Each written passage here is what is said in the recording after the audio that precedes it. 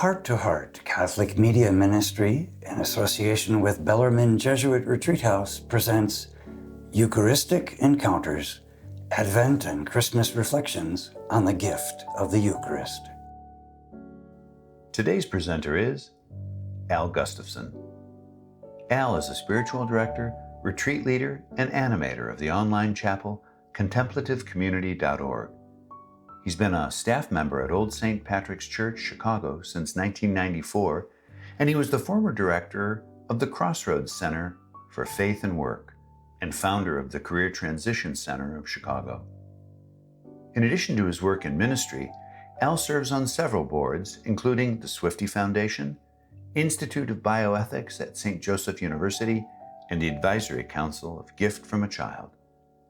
He holds degrees in accounting and ethics, as well as a Doctor of Ministry from Catholic Theological Union. Now let's listen to Al's reflection.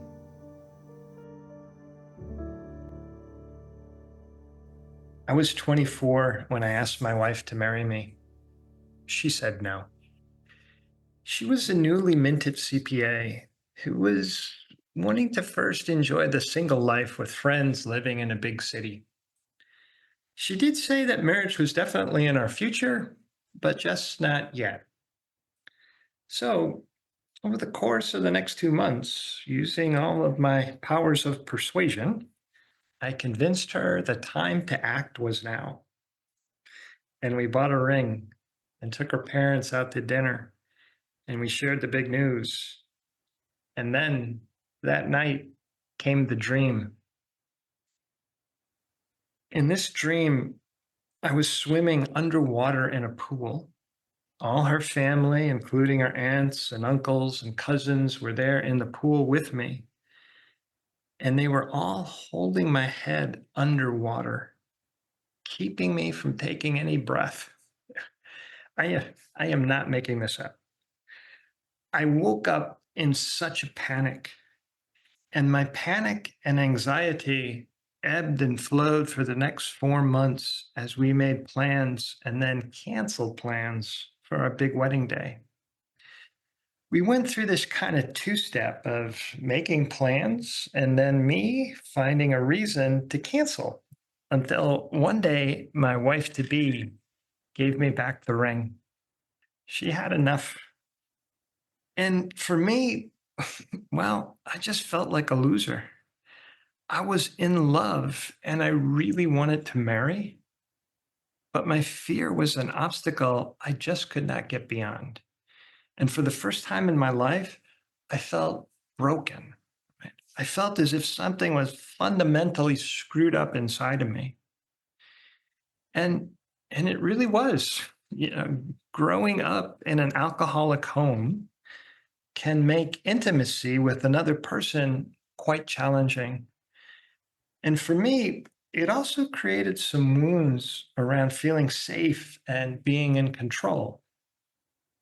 And although she gave me back the ring, my now ex-fiance chose not to end the relationship, which was the great gift of a second chance.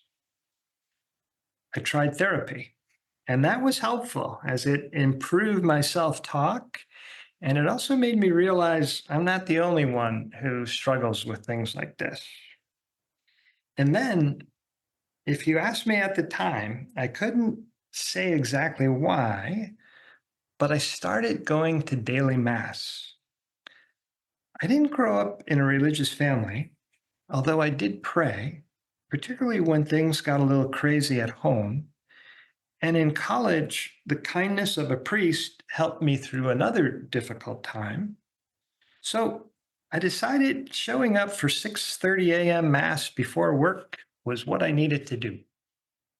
And about 7 months into my practice of going to daily Mass, I'm kneeling after Eucharist, contemplating the crucifix, when a question was given to me. If it's true for Jesus, will it also be true for me? In other words, Jesus' calling led to his life's ending, and he experienced darkness and abandonment on the way.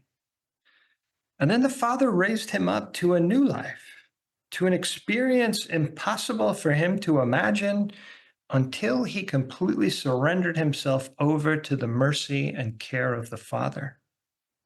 That was the truth of his journey. Would it also be the truth of mine? In the pursuit of my call to marriage, although it certainly wasn't life threatening, the darkness and fear I was experiencing on the way felt very life threatening. But if I chose to give myself over to the mystery of the Father's mercy and care for me, would I discover the promise is true not just for Jesus, but also for me? Will the Father raise me to a new life that at the moment was impossible for me to imagine? And the power of that question was the access point on which not only the future of my potential marriage balanced, but the future of my entire life's journey. And with that question also came a rush of confidence and trust to find out if the promise would in fact be true for me.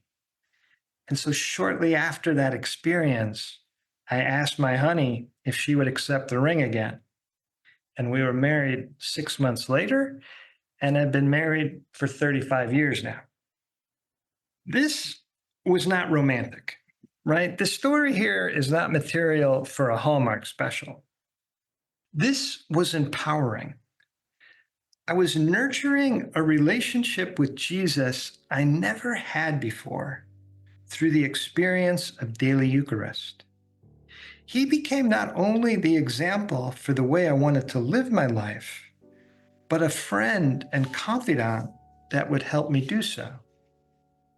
And there have been countless times since that grace-filled experience after Eucharist when I found myself again adrift in darkness and fear. And during those experiences, I wondered and I doubted and I prayed the Father would raise me again to some new life, a new life that the circumstances of the moment made impossible for me to imagine. And it's been staying in communion with Jesus that has made all the difference. Not because my life's challenges and hardships have been taken away, but because I don't experience them alone. And that, for me, is the great difference maker.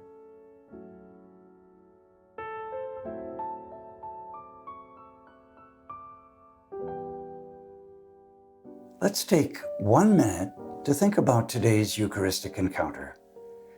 What in this reflection resonates with your own experience of the Eucharist?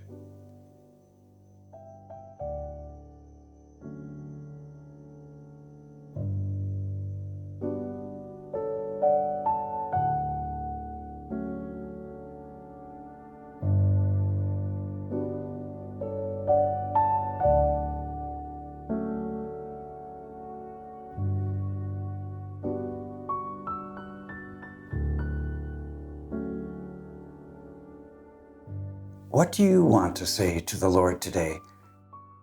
And what might the Lord be saying to you?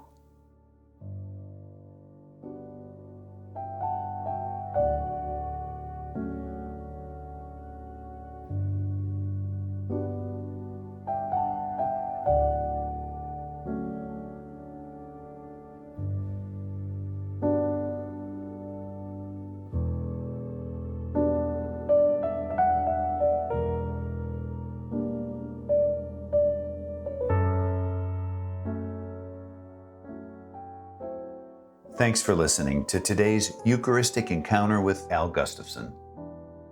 Tune in tomorrow for a reflection by Rachel Fortin. We encourage you to invite your family and friends to experience our Advent series by going to htoh.us/Advent. Our series continues through January 1 with a new Father Michael video each Sunday and an audio reflection each weekday by a new presenter. From all of us here at Heart to Heart, we wish you a blessed Advent season, and may God bless your heart and the hearts of all your loved ones.